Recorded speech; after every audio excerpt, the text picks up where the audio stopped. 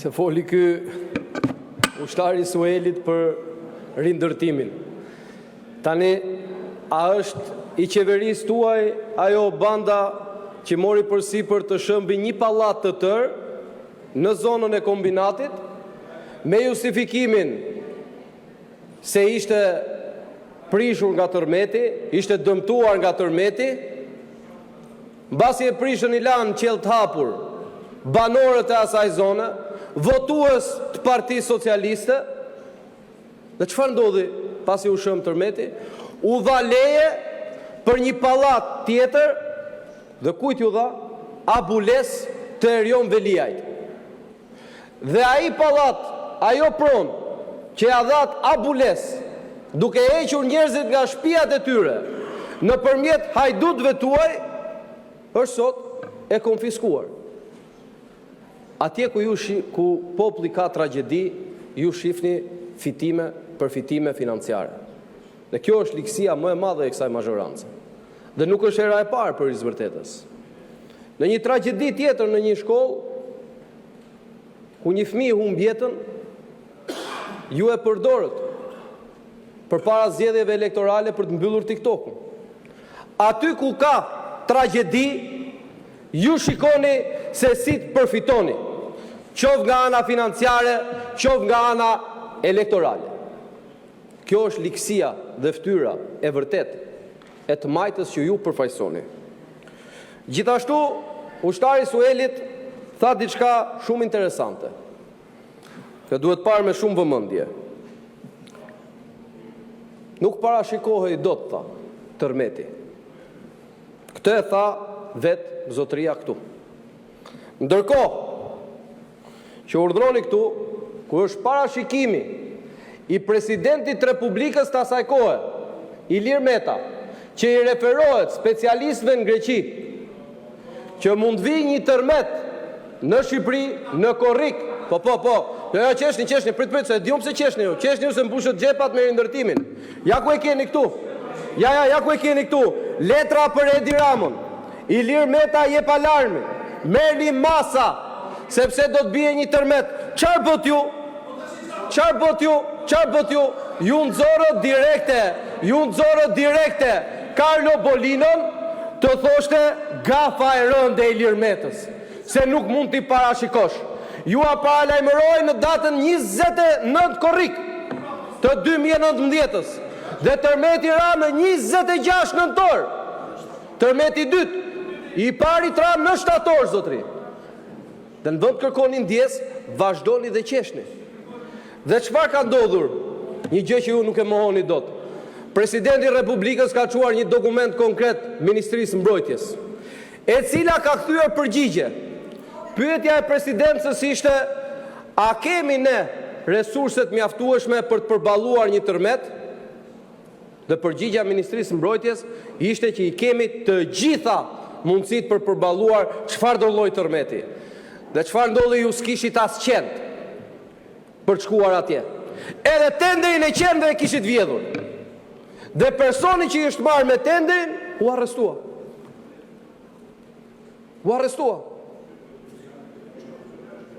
As edhe tenderin e qendve nuk e kishit lënë Ministrinë e Mbrojtjes. Pa e marrë. Kjo është e vërteta e rindërtimit. A është e vërtet sot që xhabaftët po kontrollojnë në zonën e Vorës se kush merr shtëpia dhe kush nuk merr shtëpia? A është e vërtet që keni sot në prokurori qytetarë të cilët janë atje në gjyq, sepse në shtëpiat e tyre ka shkuar dikush që s'është prek fare nga tërmeti, që keni bërë qoka me ato shtëpia? Ja u keni dhënë patronazhistëve tuaj, ja u keni dhënë miqve tuaj, ndërkohë që qytetarët janë sot akoma në qelë të hapur, përfshi banorët e kombinatit, përfshi banorët e Vorës, përfshi banorët e Durrësit, dhe ju zgërdhiheni prap këtu. Se nuk ju intereson, ju atje ku ka tragjedi, ju shikoni mundësinë për përfitime financiare. Shikoni mundësinë për përfitime elektorale. Çfarë vlere ka të vish dhe të diskutosh këtu? Kur kishte ministrin Shpar këtu që mohonte sy më sy, një nga vjedhjet më monstroze, Tigri 1 dhe Tigri 3 i Lubis, që po t'i bleje kushtonin 15 milion euro, por jo, ju do e bëshit në i form tjetër. 60.000 euro dita ju shkoj 60 milion euro. Dhe janë ndezur një dit apo 2 dit. Kush mban përgjegjësi për ato para? Do ja kthej njëri qytetarëve shqiptarë ato para? 0 lek. 0 lek dhe 0 përgjegjësi. Ku është sot Belinda Balluku që të vit mbaj përgjegjësi? Që nuk shkel në parlament? Që nuk vjen të vit mbroj veten, se qartazi nuk e mbroni dot më ju. Pse nuk vjen sot t'japi përgjigje ajo, ç'di ky tu për këto punë? To i ka bërë ajo. Ky s'ka ç'a t'japi llogari. Ky s'di për ç'a t'japi llogari përpara, me të gjitha ordhiqet që janë bënë atë ministri.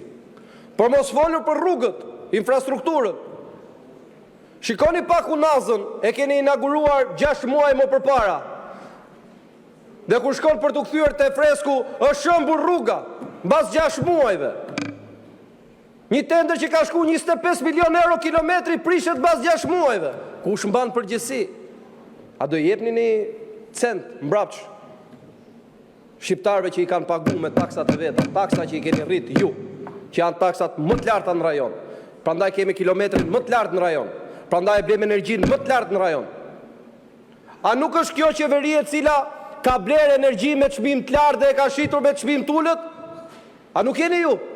Apo e ka fajin opozita që vidhni ju? Dhe ju nuk mbani përgjegjësi.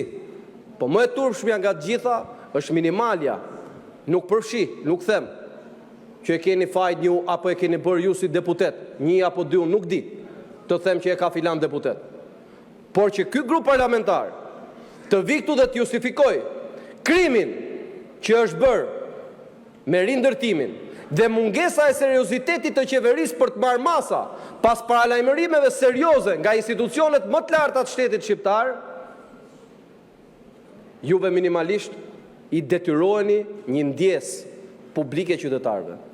Kurse për abuzimet që po bëni dhe do të vazhdoni të bëni, se nuk e ndalni dot se e keni në gjak, në lidhje me apartamentet e rindërtimit, ajo do mbetet një çështje për drejtësinë. Dhe ne presim që drejtësia të bëjë detyrën e vet. Por ne kemi detyrën si opozit t'i denoncojmë. Por në qoftë se ju dilni këtu dhe e mbroni këtë aferë, atëherë ju jeni pjesë e asaj afere. Dhe unë këtu kam një thirrje për qytetarët. Kjo është po e njëjta qeveri që për energjinë elektrike ka arrestuar njerëz për 10.000 lekë. Njëri prej tyre nga Lushnja ka varur veten në qeli. Sepse arrestuat për 10.000 lekë. Ndërkohë, institucionet shtetërore, a ka nej borxh OSHE-ja? Sa 10 qindra miliona euro borxh ka OSHE-ja për shkak se abuzojnë? Po këto ju nuk ju interesojnë, sepse ju nuk ju intereson fare se çfarë ndodh me qytetarët, se çfarë ndodh me këtë vend, përsa kohë ju keni mundësinë ta mbani pushtetin dhe të mbani jashtë burgut kryetarin tuaj Edi Rama. Për ju ka 0 vlerë interesi qytetar. Për ju ka vlerë vetëm interesi i pushtetit, i mbajtjes pushtetit me çdo formë dhe me çdo mënyrë. Ndaj nuk ka shumë vlerë të diskutosh këtu. Po vim dhe diskutojmë vetëm për hir të kuvendit dhe çfarë përfaqëson kuvendi. Se me një mazhorancë që refuzon të shikojë të vërtetën në sy, me një mazhorancë që mbron krimin, me një mazhorancë që fle me krimin, me një mazhorancë që pastron paratë e krimit, me një mazhorancë që nuk lë asnjë hapësirë dhe asnjë mundësi për askënd që të bëjë detyrën e vet, siç i takon me ligj, për një mazhorancë që ngren kartonat për të penguar drejtësinë, që të ndaloj Belinda Ballukun dhe Edi Ramën, për atë mazhorancë nuk ka qytetar. Për atë mazhorancë është vetëm interesi i pushtetit. Ndaj qytetarëve ju bëj thirrje, nesër të vazhdojmë aksionin në protestë kundër kësaj qeverie. Nuk mundet të pranohet që kjo qeveri të qëndrojë këtu duke vazhduar vjedhjet çdo ditë, çdo orë, çdo sekondë, çdo minutë. Faleminderit. Zonja Çaushi, keni fjalën të përgatitet zoti Himçi.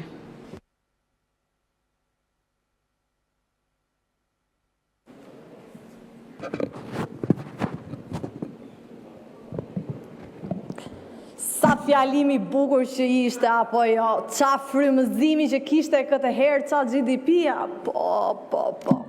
Bukurosh mall të madh paske për zonjën Balluku, por ta siguroj që ti lutesh Zotit edhe disa seanca mos të vi zonja Balluku, se po erdhi ajo, s'do gjesh vrim ku të futesh o lumat, se është e vjetër ajo, ti trego ato historit me tezën e me Fariun, më bukur nga gjitha ajo.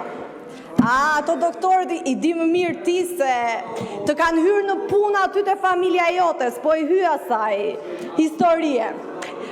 Të dashur qytetarë, sot kemi përpara një projekt ligj që në çdo vend normal do të ishte thjesht një lajm i mirë për qytetarët.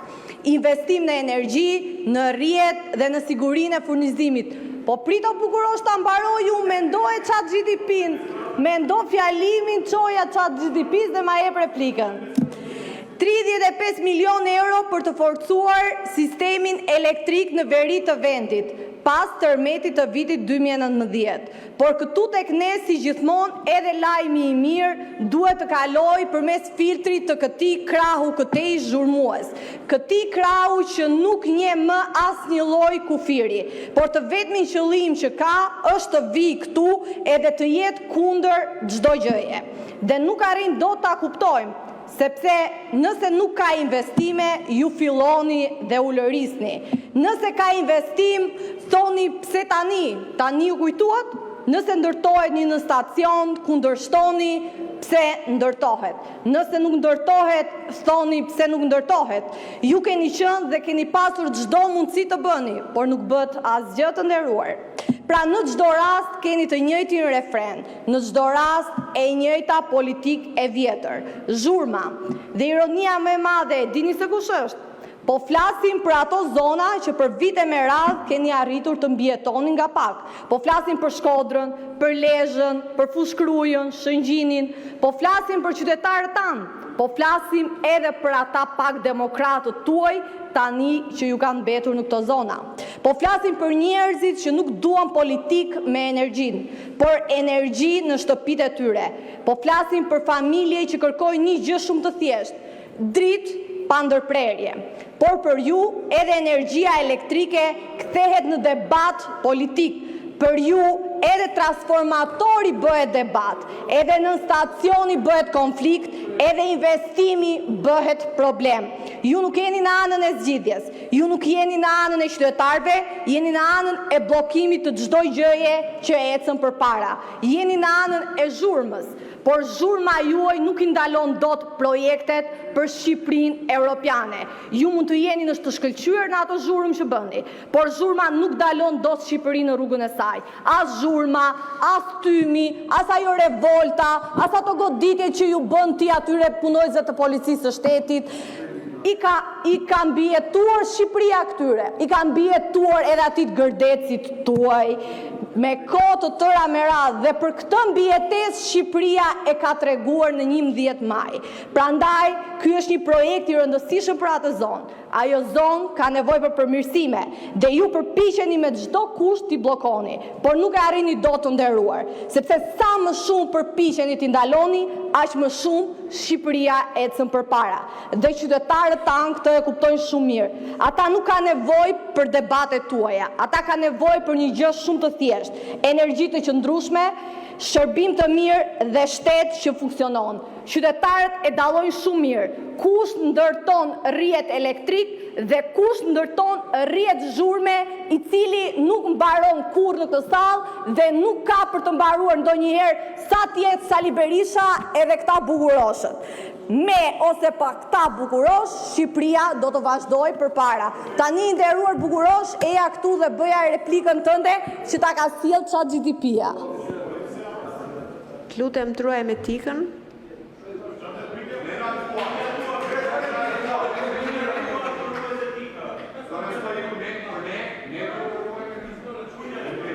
Sepse duhet i dëgjoni gjitha komentet që bëjnë dhe kolegët e anës së opozitës.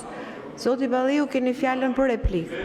Tani nuk e kuptoj pse duhet ta merrte këtë kufjen me vete, nuk e mora vesh, po nëse. Tani Zeqine, ngjo pak tani. Unë sinqerisht kam dëshirë që ti të flasësh këtu jo një herë, jo 2 herë, po 20 herë. Sepse nëse ka një provë, për shembull, të degradimit të sistemit arsimor, të nivelit apo të standardit institucional dhe të politikës, je në mendimin tim, pavarësisht çfarë thot kjo opozita që nuk pëlqen ty, me këto prova që nuk bëjnë, po prova jonë më e pastër, më e qartë, më e vërtet e degradimit që ka ndodhur në arsim, që ka ndodhur në institucione, je ti. Ti je, dhe po them, kam edhe një ankesë nga disa miq, kam dhe një ankesë nga disa miq se unë kam ca artist.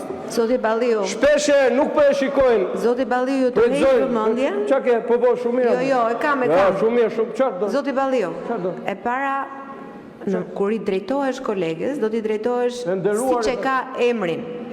Dhe transformimet e emrave, ju lutem. Ju mozojnë e ka çdo që emrin.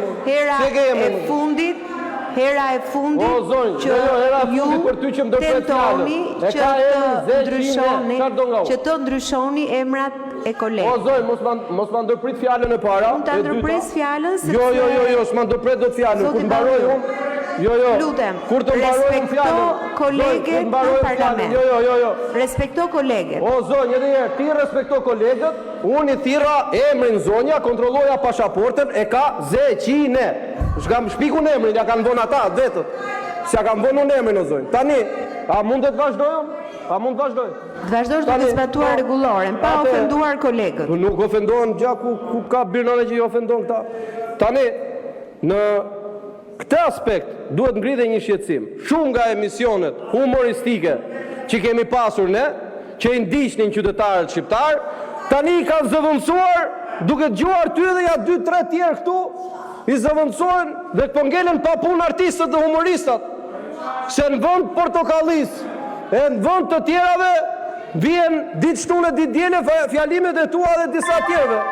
Kështu që lubis, bëjt fala, e vërtet është na ka marrë malli shumë ta shikojmë, se nuk e ditja e shikon më, na ka marrë malli shumë dhe me zi e presim të na japin edhe pak llogari për ato që kanë bërë, po kam gjuhë që ka dhe disa tjerë që me zi e presin. Përfshi edhe këtu te grupi jot.